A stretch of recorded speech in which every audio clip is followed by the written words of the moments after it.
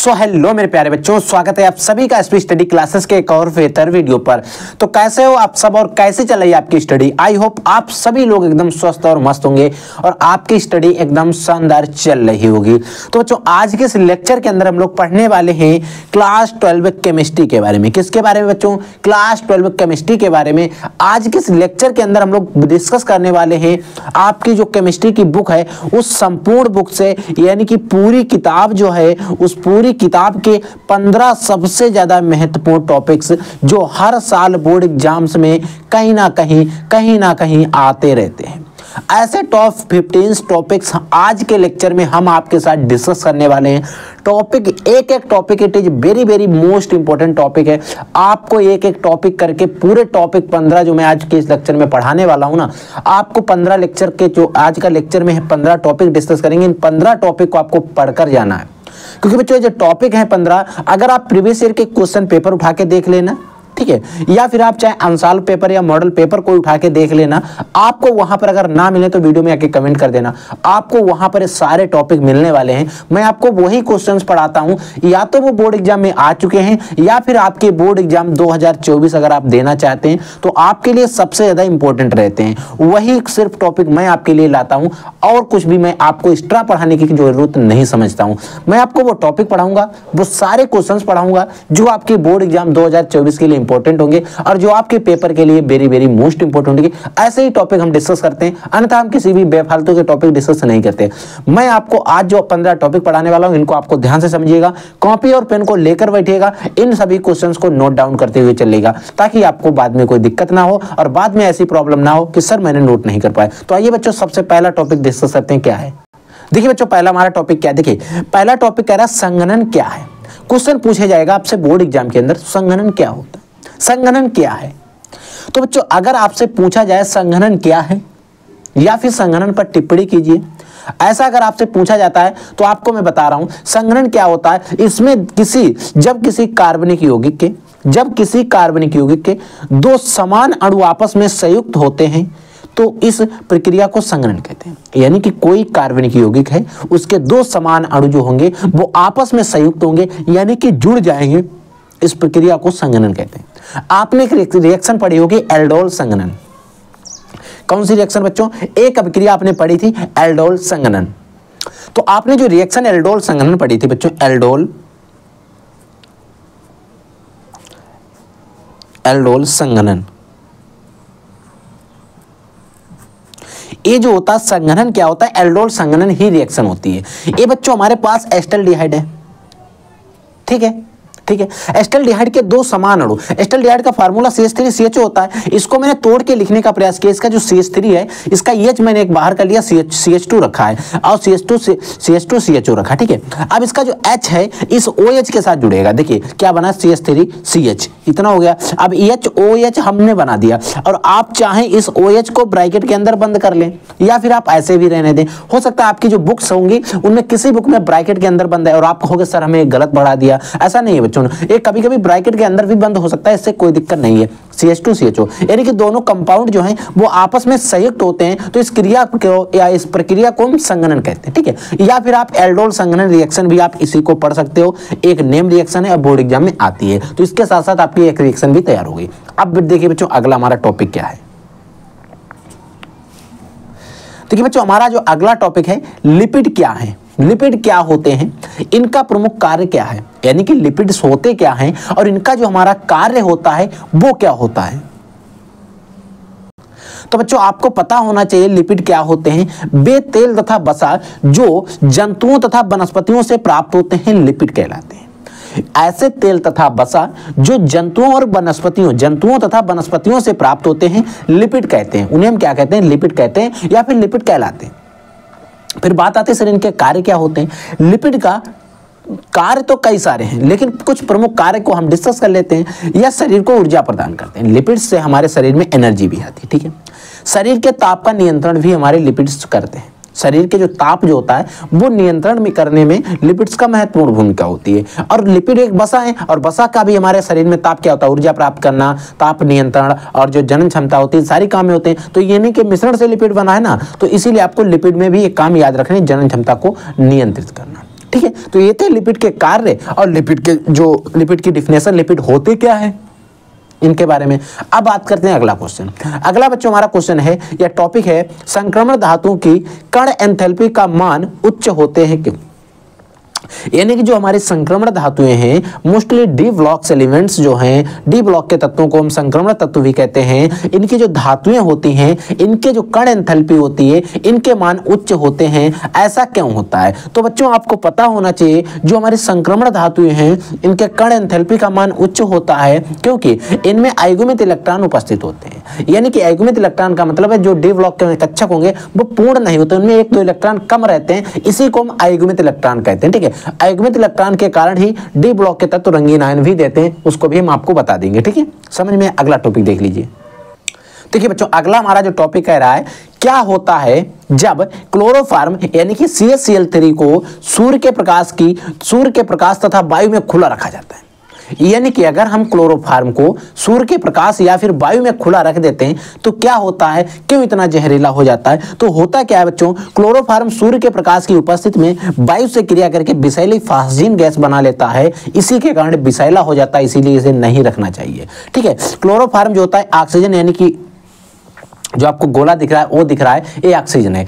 सूर्य के प्रकाश को हम H से दर्शाते हैं, ये हमारा H बना है, आपने फिजिक्स में ज्यादातर इसको पढ़ा होगा।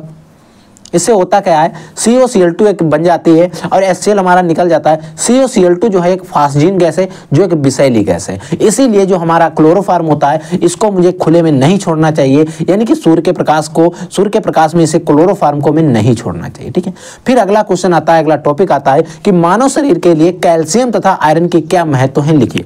यानी कि टॉपिक भी हमारा बोर्ड एग्जाम में 1-2 नहीं बल्कि कई बार आया हुआ है कि हमारे शरीर में कैल्शियम या फिर आयरन का क्या महत्व होता है, इनके महत्व को हमें लिखना होता है और बताना होता है इनका हमारे शरीर में क्या महत्व है, क्यों ये हमारे लिए उपयोगी है। तो बच्चों आपने पता होना चाहिए कैल्शियम युक्त जो लवण होते हैं मानव शरीर की हड्डियां तथा दांतों के निर्माण में सहायक होते हैं। यानी कि जो हमारी हड्डियां और दांत बने होते हैं इनमें ज्यादातर कैल्शियम युक्त लवण पाए जाते हैं, कैल्शियम भी पाया जाता है।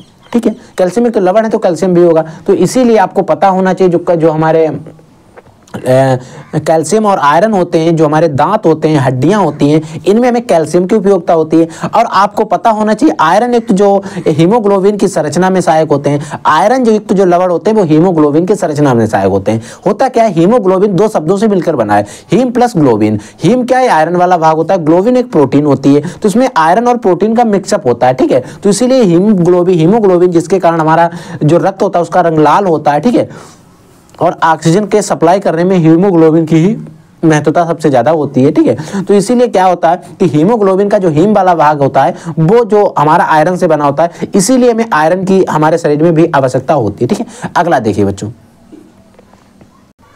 अगला हमारा जो टॉपिक है वो कहता है नृष्ट समीकरण के इलेक्ट्रोड विभव का समीकरण लिखिए तथा इसमें दिए गए संकेतों को स्पष्ट कीजिए। एक क्वेश्चन आपके बोर्ड एग्जाम में सिर्फ इतना लिखने के लिए शायद 2022 में आया है 3 नंबर में। कितने नंबर में? 3 नंबर में। नृष्ट समीकरण के इलेक्ट्रोड विभव का आपको समीकरण निकलना है और इसमें जो दिए गए संकेत हैं इनका हमें लिख देना है कौन का है, क्या क्या किसके बारे में बात की गई। ठीक है, होता क्या है, समीकरण एक होता है E=E0 -2.303 upon NF/RT log M1/Mn positive. फिर देख लीजिए E= होता है E0, इसको E0 भी पढ़ सकते हैं या 0 आपको नीचे भी मिल सकता है, नो प्रॉब्लम। ठीक है, -2.303 RT/NF पढ़ सकते हैं, log 10 1/Mn positive. Mn positive क्या होती है, सांद्रता। ये हमारा सूत्र होता है। लेकिन अभी आपको एक चीज नहीं समझ में आ रही होगी, कहां पर क्या है। इस पर आपसे न्यूमेरिकल भी बोर्ड एग्जाम के अंदर पूछे जा सकते हैं, मैं आपको न्यूमेरिकल भी पढ़ाऊंगा तब इनके ऊपर पढ़ा दूंगा। होता क्या है, जहां पर E जो है एक इलेक्ट्रोड विभव होता है और E0 या E0 आप पढ़ते हैं, ये हमारा मानक इलेक्ट्रोड विभव होता है। और जो आप इस R को पढ़ रहे हैं गैस नियतांक होता है, गैस स्थिरांक होता है और इसका मान जो होता है 0.821 होता है, ये चीज आपको याद रखना है। और जो T होता है परमताप होता है, En जो होता है इलेक्ट्रॉनों की संख्या होती है और F जो है ये फैराडे नियतांक है। और यहाँ पर जो हमारा Mn पॉजिटिव है, Mn पॉजिटिव ये धातु आयनों की संख्या है। क्या तो होती है, धातु आयन जो होते हैं उनकी संख्या होती है Mn पॉजिटिव। समझ में आया? अब देखिए बच्चों अगला क्वेश्चन फिर नेक्स्ट बच्चों है कि संक्रमण धातुएं सामान्यतया रंगीन यौगिक बनाती हैं क्यों। यानी कि जो संक्रमण धातुएं होती हैं वो मोस्टली रंगीन यौगिक क्यों बनाती हैं। तो बच्चों आपको पता होना चाहिए संक्रमण धातुएं जो भी होती हैं वो रंगीन यौगिक बनाती हैं क्योंकि उनमें अयुग्मित इलेक्ट्रॉन पाए जाते हैं। इससे पहले हम संक्रमण धातुओं पर एक क्वेश्चन और डिस्कस कर चुके हैं जिसमें हमने कण एंथैल्पी के बारे में बात की थी। उसमें कण एंथैल्पी का मान उच्च होता है क्योंकि उसमें अयुग्मित इलेक्ट्रॉन पाए जाते हैं। तो इसमें भी आपको रंगीन यौगिक बनाते हैं क्योंकि उनमें अयुग्मित इलेक्ट्रॉन पाए जाते हैं। ठीक है, अगला क्वेश्चन है मोलर चालकता क्या होती है। मोलर चालकता क्या होती है इसके बारे में हमसे टिप्पणी पूछा जा सकता है बोर्ड एग्जाम में। ठीक है, तो मोलर चालकता क्या होती है इसको समझिएगा। मोलर चालकता क्या होती है, किसी विद्युत अपघट्ट के, कोई भी हमारा विद्युत अपघट्ट है उसके एक मोल द्वारा उपस्थित कराए गए आयनों की चालकता, उसके एक जो मोल होगा उसके द्वारा जो उपस्थित कराए गए आयनों की संख्या होती है, आयनों की जो चालकता होती है, चालकता के बारे में। ठीक है, जो उपलब्ध कराता है, एक मोल द्वारा उपलब्ध कराए गए जो आयन होते हैं उनकी जो चालकता होती है उसी को हम मोलर चालकता कहते हैं। इसे लैम्डा एम से प्रदर्शित करते हैं। सूत्र होता है x × 100 या 1000, ये आप कहते हैं x × 100/c। यहाँ पर जो c होती है बच्चों, ये क्या होती है आपको याद रखना है। c जो होती है सांद्रता होती है। लेकिन एक चीज आपको याद रखनी है, अगर विद्युत अपघट्ट जो पदार्थ होता है इस विलयन की अगर हम इसकी सांद्रता यानी कि c बढ़ाएंगे तो विलयन की जो चालकता होगी या फिर मोलर चालकता जो होगी उनका मान बढ़ता है। ध्यान रखिए, अगर सांद्रता घटती है तो चालकता और मोलर चालकता का मान बढ़ता है, अगर सांद्रता बढ़ती है तो चालकता और मोलर चालकता का मान घटता है। ये चीज आपको याद रखना है। ठीक है बच्चों, अगला हमारा टॉपिक देखिएगा। अगला हमारा टॉपिक है इलेक्ट्रोड विभव को लेकर। इलेक्ट्रोड विभव पर संक्षिप्त टिप्पणी कीजिए। इलेक्ट्रोड विभव क्या होता है बच्चों, जब किसी धातु के क्षण को, हमारे पास अगर कोई धातु की क्षण है, उसी धातु की क्षण को हम क्या करते हैं, उसी धातु के रबड़ के जलीय विलयन में, उसी धातु का एक रबड़ का वही जलीय विलयन होगा उसमें डुबोया जाता है। जब उसको हम उसमें डुबोएंगे तो धातु की क्षण और विलयन के मध्य में उत्पन्न होने वाले विभव को, तो क्या होगा, जब उसमें हम डुबो देंगे तो उस धातु के क्षण और विलयन के मध्य में एक विभव उत्पन्न हो जाता है। उस उत्पन्न विभव को ही में इलेक्ट्रोड विभव कहते हैं। इस इलेक्ट्रोड विभव को हम ई से प्रदर्शित करते हैं, और अगर मानक इलेक्ट्रोड विभव होता है तो उसको हम E0 से प्रदर्शित करते हैं या E0 से प्रदर्शित करते हैं। ठीक है बच्चों, देखिए बच्चों, अगला हमारा जो टॉपिक है उसमें पूछा जा रहा है एल्कोहलों के क्वथनांक समान अणुभार वाले ईथरों की तुलना में उच्च होते हैं। यानी कि जो हमारे अल्कोहल होते हैं इनका जो क्वथनांक होता है और समान अणुभार वाले अगर ईथर हैं उनकी तुलना में उच्च होते हैं। क्यों ऐसा क्यों होता है, ऐसा भेदभाव क्यों होता है अल्कोहल के साथ, ईथर के साथ? तो बच्चों आपको पता होना चाहिए, अल्कोहल जो होते हैं इनके जो अणु होते हैं इनके मध्य में हाइड्रोजन बांध उपस्थित होते हैं। आपको पता है ईथर में क्या होता है, ईथर में इधर भी कोई ना कोई कंपाउंड होगा, इधर भी कोई, यानी कि इधर अगर मान लीजिए CH3 है, इधर भी CH3 है, तो इधर क्या है, बीच में कोई हाइड्रोजन बांध नहीं है। लेकिन OH में क्या होता है, अल्कोहल में OH समूह होता है, इसीलिए यहाँ पर हाइड्रोजन बांध उपस्थित होता है। ये चीज याद रखना। ठीक है, होता क्या, डेफिनेशन देखिए, अल्कोहलों के अणुओं के मध्य में हाइड्रोजन बंध उपस्थित होता है। ठीक है, जिसके कारण इसके अणु मजबूती से जालक के रूप में बंधे रहते हैं। ठीक है, यानी कि हमारा जो अल्कोहल होता है इनके मध्य में हाइड्रोजन बंध उपस्थित होता है, जिसके कारण इनके जो अणु होते हैं मजबूती के साथ क्या होते हैं, जालक के रूप में बंधे रहते हैं, जिसे तोड़ने के लिए अधिक ताप की आवश्यकता होती है। जिसे अगर हम तोड़ेंगे तो हमें ताप की अधिक आवश्यकता पड़ेगी। लेकिन जबकि ईथर में क्या होता है, ईथरों में हाइड्रोजन बंध नहीं पाया जाता। ईथर जो होते हैं उनमें हाइड्रोजन बंध नहीं पाया जाता, इसीलिए अल्कोहलों के क्वथनांक समान अणुभार वाले ईथरों की तुलना में क्या होते हैं, उच्च होते हैं। ठीक है, समझ लीजिए फिर एक बार, यानी कि जो अल्कोहल होते हैं इनका जो क्वथनांक होता है अगर उतने ही समान अणुभार वाला कोई ईथर है उसकी तुलना में उच्च होगा। क्यों होगा, ऐसे होता क्यों है? तो बच्चों ऐसा इसलिए होता है, जो हमारे अल्कोहल होते हैं उनके मध्य में हाइड्रोजन बंध उपस्थित होता है। उस हाइड्रोजन बंध उपस्थित होने के कारण ही वो अणु मजबूती से एक जालक के रूप में बंधे रहते हैं। जब जालक के रूप में बंधे रहते हैं तो उनको अगर हमें तोड़ना है, आवश्यकता पड़े तोड़ने की, तो हमें अधिक ताप लगाना पड़ेगा, अधिक ताप की आवश्यकता पड़ेगी, अधिक ताप की आवश्यकता पड़ेगी ताकि वो आसानी से टूटे ना। अगर आप अधिक ताप लगाओ तोड़ेंगे, लेकिन ऐसा ईथरों में नहीं होता है। ईथर में हाइड्रोजन बंध उपस्थित नहीं होते हैं, इसीलिए इनके क्वथनांक जो होते हैं वो समान अणुभार वाले अल्कोहल की तुलना में कम होते हैं, या हम कह सकते हैं अल्कोहलों के क्वथनांक समान अणुभार वाले ईथरों की तुलना में उच्च होते हैं। समझ में आया? अगला देखिए बच्चों, अगला क्वेश्चन है फिनोल साइक्लोहेक्सेन की तुलना में अधिक अम्लीय है क्यों? अच्छा बच्चों, फिनोल जो होता है वो हमारा साइक्लोहेक्सेनॉल है, साइक्लोहेक्सेनॉल की तुलना में अधिक अम्लीय क्यों होता है? आपको सूत्र पता होना चाहिए फिनोल का क्या होता है। फिनोल का सूत्र बनाने के लिए हम क्या करते हैं, टॉपर OH लगाते हैं। ठीक है बच्चों, अब यहां पर हम बीच में डबल बॉन्ड करें या 3 जगह पर डबल बॉन्ड लगाएं या बीच में गोला, और हमें क्या कह रहा है, दूसरा कंपाउंड हमारा क्या है, साइक्लोहेक्सेनॉल है। बच्चों ये जो रिएक्शन है साइक्लोहेक्सेन की है। अब साइक्लोहेक्सेनॉल बनाना है तो हमें इस पर भी OH लगाने पड़ेगा क्योंकि आल समूह है। साइक्लोहेक्सेनॉल हो गया। ये बच्चों हमारा क्या है, साइक्लोहेक्सेनॉल। ये हमारा साइक्लोहेक्सेनॉल है। ये बच्चों हमारा फिनॉल है। होता क्या है, अब देखिए यहाँ पर साइक्लोहेक्सेनॉल और फिनॉल की तुलना, जो फिनॉल होता है साइक्लोहेक्सेनॉल की तुलना में अधिक अम्लीय क्यों होता है? तो बच्चों आपको पता होना चाहिए साइक्लोहेक्सेनॉल जो होता है, फिनॉल जो होता है, इसमें साइक्लोहेक्सेनॉल की तुलना में क्या होता है, अधिक अम्लीय है। क्योंकि देखिए यहाँ पर मैंने डिफिनेशन लिख के रखी है, आप इससे और भी अच्छे से समझ सकते हो। देखिए फिनॉल जो होता है साइक्लोहेक्सेनॉल की तुलना में अधिक अम्लीय है क्योंकि फिनॉल में OH समूह के OH जो समूह होता है से आयन आसानी से विस्थापित हो जाते हैं। इससे क्या होता है, OH जो समूह है वो आसानी से विस्थापित हो जाएगा किसमें, फिनॉल में, लेकिन इसमें ऐसा नहीं होगा। इसीलिए फिनॉल जो होता है अत्यधिक अम्लीय होता है, यानी कि साइक्लोहेक्सेनॉल की तुलना में जो हमारा फिनॉल होता है वो अधिक अम्लीय होता है। इसी क्योंकि उसमें जो OH समूह जो है वो हाइड्रोजन आयन जो होता है उससे क्या होता है, आसानी से विस्थापित हो जाता है, इसीलिए हाइड्रोजन आयन निकल जाता है, जल्दी से विस्थापित हो जाता है। इसीलिए फिनॉल जो होता है साइक्लोहेक्सेनॉल की तुलना में अधिक अम्लीय होता है। समझ में है? अगला टॉपिक देखिए बच्चों, अगला हमारा जो टॉपिक है विद्युत लेपन को अपघट्ट। जो विद्युत लेपन का अपघट्ट होता है, विद्युत लेपन को उदाहरण द्वारा समझाइए, या विद्युत लेपन अपघट्ट भी ऐसा भी क्वेश्चन आ सकता है। तो विद्युत लेपन क्या होता है आप ऐसे समझिए, विद्युत लेपन को उदाहरण द्वारा समझाइए और इसका उदाहरण भी लिखिए। ठीक है, यानी कि विद्युत लेपन के बारे में आपको बताना है। तो विद्युत लेपन होता क्या है, विद्युत से आपको याद हो रहा होगा कि विद्युत और लेपन का मतलब होता है उसके ऊपर चढ़ाई जाने वाली। तो विद्युत अपघट्ट द्वारा, जो हमारा विद्युत अपघट्ट होता है उसी के द्वारा एक धातु पर दूसरी धातु की परत चढ़ाने की प्रक्रिया को विद्युत लेपन कहते हैं। हमारा कोई विद्युत अपघट्ट है, उसके द्वारा हम क्या करते हैं, हमारे पास कोई एक मेटल है, उस एक मेटल के ऊपर दूसरी मेटल की परत अगर हम चढ़ाते हैं, इस प्रक्रिया को विद्युत लेपन कहते हैं। अब इसमें होता क्या, उदाहरण के लिए अगर हम बात करें, आपने देखा होगा कॉपर की धातु पर जिंक की पतली परत चढ़ाना भी एक विद्युत लेपन की प्रक्रिया है। यानी कि जो हमारी कॉपर की धातु होती है उसके ऊपर हम जिंक की परत चढ़ा देते हैं। आप लोग आजकल देख रहे होंगे कई सारे, आप मेले अगर आप देखें, शॉपिंग करने जाते होंगे तो आप देखते हैं सोने जैसा आपको मिलते हैं कड़े वगैरह, लेकिन वो एक्चुअल में सोने की चैन मिलती है, लेकिन वो एक्चुअल में सोने की नहीं होती है। 100-150, 200, 300, 400 उसमें कहते हैं क्या है, पानी इसका उतर गया, पानी उस पर एक महीन परत चढ़ाई जाती है। अब वो परत जब छूट जाती है तो कहते हैं तो काला हो गया, ब्लैक, गोल्ड, एनीथिंग किसी भी कलर का हो जाता है। ठीक है, जिसके ऊपर चढ़ाई जाती होगी। ठीक है, तो इसीलिए आपको एक क्रिया जो होती है विद्युत लेपन के द्वारा की जाती है। अगला बच्चों हमारा टॉपिक है परासरण क्रिया में अर्धपारगम्य झिल्ली का क्या महत्व है, समझाइए।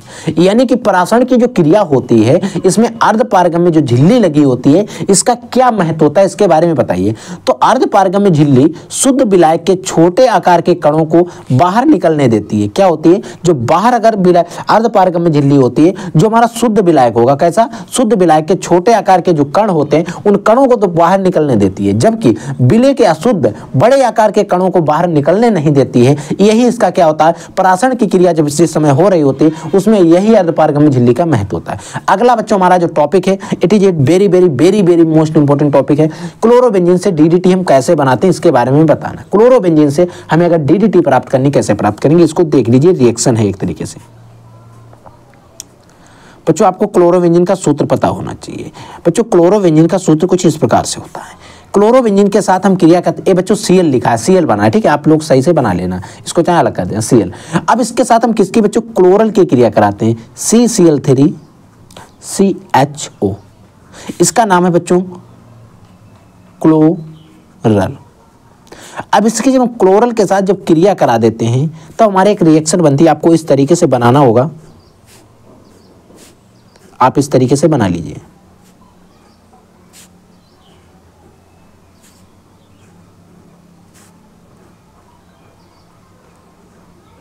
इसके आप बीच में गोला कर लीजिए या 3 जगह पर आप डबल बॉन्ड लगा लीजिए। यहाँ पर Cl लगाइए, यहाँ पर Cl लगाइए। अब यहाँ से खींचिए, इसको पकड़िए ऐसे, और यहाँ पर क्या लिखिएगा, CCl3 CH, सिर्फ O नहीं लिखना है, O नहीं लिखना है। अब हमें यहाँ पर H2O निकाल देना है। अब ये जो बच्चों हमारा बन रहा है ना, ये वाला DDT, ये है DDT। देखिए होता क्या है, अब यहाँ पर हो सकता है आपको कहीं आपने पढ़ा होगा H2SO4 की उपस्थिति दिखाई देता है, लेकिन यहाँ पर उसकी जरूरत नहीं है। ठीक है, आपको सिर्फ ये रिएक्शन इतना ही बना देनी, उपस्थित के मारो गोली। आपको यहाँ पर क्लोरोबेंजीन से DDT कैसे प्राप्त करेंगे हमसे पूछा गया।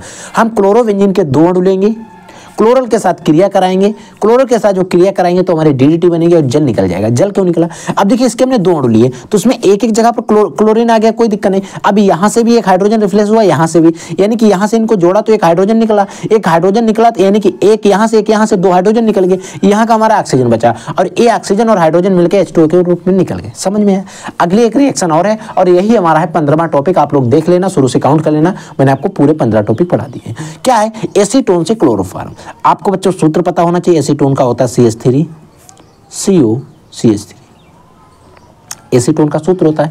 हमें इससे बनाना है क्लोरोफॉर्म। क्लोरोफॉर्म बनाने के लिए यहाँ पर हम अप्लाई करेंगे हेलोफॉर्म अभिक्रिया। अब यहाँ पर हम क्या करेंगे, यहाँ पर लेंगे Cl2 प्लस यहाँ पर कोई एक क्षार लेंगे, क्षार के तौर पर हमने ले लिया है NaOH। अब जब हम इसकी क्रिया कराएंगे तो हम सबसे पहले हमारा जो कंपाउंड मुझे मेन बनाना है CH3 हम बना लेंगे, प्लस हमें बना लेना है यहाँ पर NaCl, प्लस हमें यहाँ पर बना लेना है जल प्लस CH3 COO बना लेना है। ये कंपाउंड हमारे बनेंगे। इतने कंपाउंड बनते हैं, आप इसको याद रखिएगा। आपको अगर हेलोफॉर्म अभिक्रिया पड़ी तो आपको अच्छे से समझ में आ रहा होगा। अब हमें बात करने की आती है यहाँ पर बैलेंस करने की। बैलेंस करने के लिए आपको सिर्फ याद रखना है, यहाँ पर हमें 3 बढ़ाने पड़ते हैं। जैसे अगर आपने यहाँ पर 3 बढ़ा दिए, पूरी रिएक्शन बैलेंस है, सिर्फ एक को याद रख लीजिए। अब देखिए यहाँ पर आपने 3 बढ़ाए, 3 दूनी 6 हो गए, यहाँ पर कितने 3। अब हमें क्या करना पड़ेगा, 3 यहाँ पर बढ़ाने पड़ेंगे तो हमारे कितने हो गए, Cl 6 हो गए। ठीक है, अब जैसे हमने Cl 6 करे, अब हमारे यहाँ पर Na कितने हो गए, 3 और 1 4 Na हो गए। अब हमने क्या किया, Na को बैलेंस करने के लिए 4 Na के पास बढ़ा दिया। जैसे हमने 4 Na के पास बढ़ाया, अब हमारे ऑक्सीजन बैलेंस करिएगा। ऑक्सीजन इधर कितने 4 और एक ये वाला 5 है, इधर कितने 2 और एक 3 है, यानी कि ऐसे बैलेंस नहीं होने वाला है। हमें कितने ऑक्सीजन करने हैं 5। अगर यहाँ पर 2 हैं तो हमें अगर यहाँ पर ऑक्सीजन 3 करते हैं बैलेंस हो जाएगी। 3 तो 5 ऑक्सीजन हमारी बैलेंस हो गई। ये हमारे टॉप 15 जो हमने 15 टॉपिक आपको बताए, 15 टॉपिक मैंने आपको अच्छे तरीके से समझा दिए हैं। इन 15 जो मैंने आपको टॉपिक बताए इनको नोट डाउन कर लीजिए, पढ़ लीजिए, रीड कर लीजिए और कॉपी पर नोट करके आप इनका रिवीजन भी करके जाइएगा बोर्ड एग्जाम के अंदर। और अगर आपको कोई और भी क्वेश्चन चाहिए, ऐसी कोई रिएक्शन फंसी जो आपसे नहीं बन रही है, तो आप वीडियो के कमेंट सेक्शन में कमेंट करके हमसे पूछ सकते हैं। बेधड़क आपको 100% जवाब मिलेगा हम और हमारी टीम के द्वारा। ठीक है बच्चों, तो आप लोग पढ़ते रहिए, आगे बढ़ते रहिए। अगर कोई क्वेश्चन होता है तो मैं आपके लिए सबसे पहले लाऊंगा। तो I will take in next class. तब तक के लिए जय हिंद, वंदे मातरम।